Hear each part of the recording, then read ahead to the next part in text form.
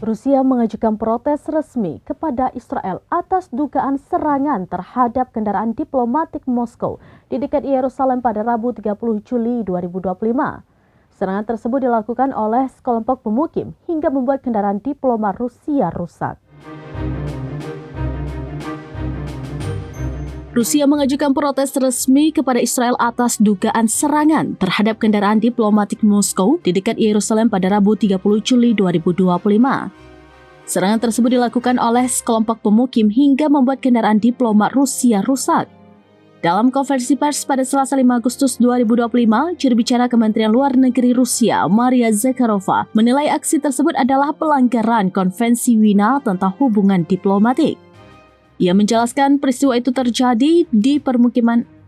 Dikutip dari RT pada Rabu 6 Agustus 2025, Zakharova mengatakan ia menganggap insiden ini sebagai pelanggaran terang-terangan terhadap Konvensi Wina 1961 tentang hubungan diplomatik. Ia menjelaskan peristiwa itu terjadi di permukiman ilegal Israel Kiryat Arba, sekitar 20 km dari Yerusalem. Para pemukim tidak hanya menyerang kendaraan diplomat Rusia, namun juga meneriakkan ancaman. Mereka yang menjadi korban adalah anggota misi diplomatik Rusia untuk otoritas Palestina yang juga diakreditasi oleh Kementerian Luar Negeri Israel. Zakharova lantas mengecam sikap militer Israel atau IDF yang seolah-olah tidak peduli dengan peristiwa tersebut. Padahal saat kejadian ada pasukan Israel yang sedang bertugas. Anehnya, mereka tidak mencegah atau berusaha menghentikan aksi anarkis pemukim.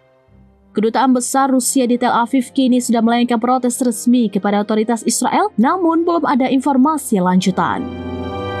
Demikian informasi terkini Syedar Alun, saksikan terus beragam informasi lainnya. Jangan lupa like dan share seluruh akun serambinews.com.